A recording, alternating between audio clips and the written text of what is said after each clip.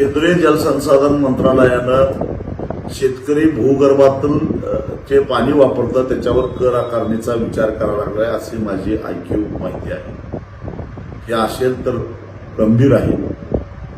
नदीतल्या प्रवाहित पाण्यावर आधीच राज्य सरकार कर आकारतात. आता केंद्र सरकार भूगर्भातल्या पाण्यावर जर कर आकारणी करणार असेल तर शेतकऱ्यांनी शेती कशी करावी हा एक नवा जिज्ञा कर ठरेल.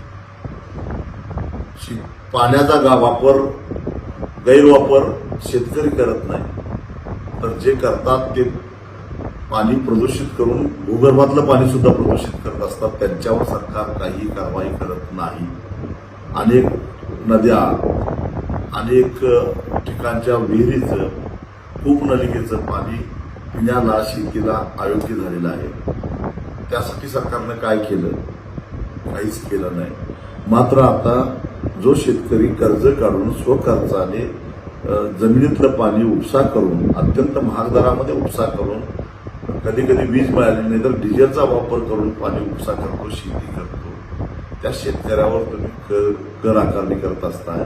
आणि याच शेतकऱ्यांना साऱ्या जगानं वातावरणामध्ये सोडलेला carbon dioxide, carbon monoxide, nitrogen sulphide हे वायू, ज्याच्यामुळं जगाला मोकळा श्वास घेणं सुद्धा अवघड झालेलं आहे. ऑक्सिजनची किंमत किती आहे आणि कशी आहे हे कोरोनाच्या काळामध्ये कळालेलं आहे. तो ऑक्सिजन, तो ओझोन तुम्हाला मोफत स्वतःच्या हिमतीनं कष्ट करून शेतकरी तुम्हाला देतो. त्याची किंमत शेतकऱ्याला मिळाली का? नायट्रोजन सल्फाईड पासून तुम्हाला प्रथिनं देतो आणि तुमच्या शरीराचं संवर्धन करण्याचं, मजबूती करण्याचं काम ह्या प्रथिनातून, डाळीच्या माध्यमातून आणि इतर पिकातून होतं. तुमच्या शरीराला आवश्यक असणारी ऊर्जा कार्बन डायऑक्साईड आणि कार्बन मोनॉक्साईड पासून तयार करून तो तुम्हाला कार्बोहायड्रेट्स देतो. आणि त्याला तुम्ही काय देता? तर तुम्ही जाहीर केलेला उत्पादन खर्च विचारात न घेता जाहीर केलेला जो हमी भाव आहे त्याच्यापेक्षा कमी किमतीत शेतीमाल विकून त्याला तोट्यात शेती आली म्हणून कर्जबाजार येऊन आत्महत्या करायची, हे बक्षीस तुम्ही त्याला देताय. पहिल्यांदा